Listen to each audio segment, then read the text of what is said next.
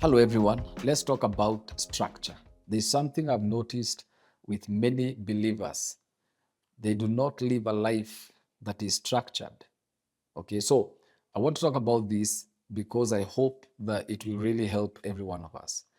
Structures, when we mention the word structure, it is not exciting because it requires a lot of work to set a structure. Without structure, life becomes scattered, it becomes reactive, it becomes overwhelming. But with structure, life becomes focused, intentional, becomes fruitful. The Bible says in 1 Corinthians 14:33, "For God is not a God of disorder, but a God of peace." When you look at the world that we are living in, you can tell that it was created around a structure. And there's a way that it was structured. God had 6 days, and then on the seventh day, he rested. That is structure. And I want to encourage many Christians to have a structured life. You structure your day. Other than just going to work and going home, how does the other time look like? Have you structured it? Many people are living without structure. They have no clear routine. They have no priorities. They have no consistency. They have no discipline on anything. And the result of this is that they have wasted time. They have missed opportunities. They have spiritual inconsistency and even financial inconsistency. You pray sometimes, you read the Bible sometimes, you work sometimes, but nothing is really stable. And I want to encourage you that to create a structure in your life. A life without structure becomes a life of confusion. Now, several lessons that I want to share with you today about structure are as follows. Number one, structure creates clarity.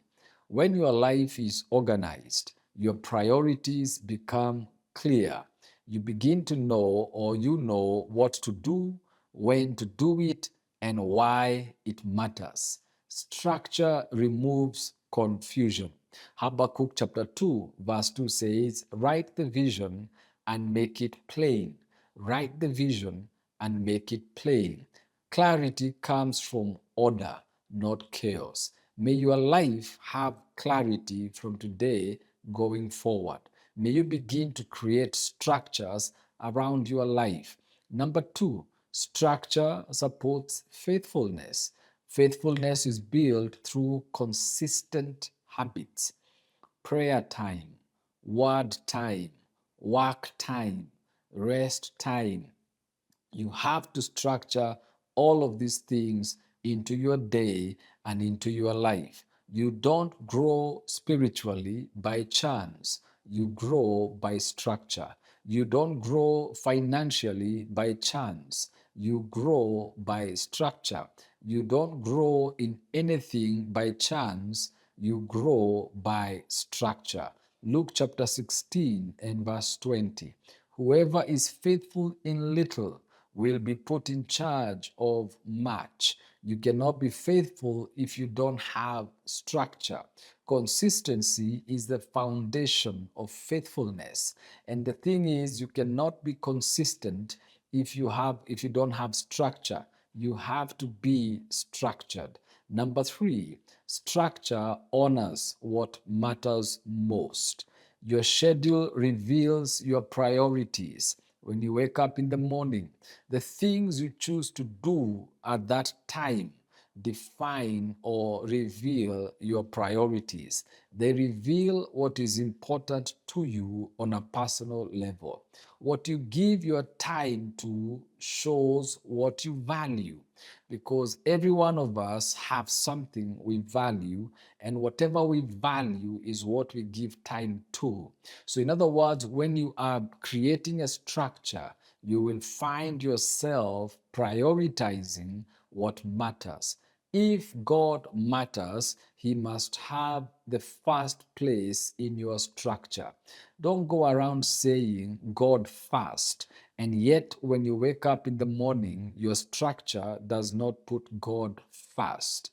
Ephesians chapter 5, verse 15 to 16, a paraphrase of it, and says, "Be very careful and make the most of every opportunity."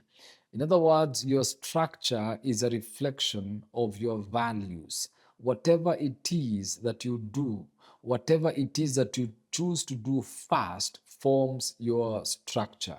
When you live with godly structure, you become disciplined instead of distracted.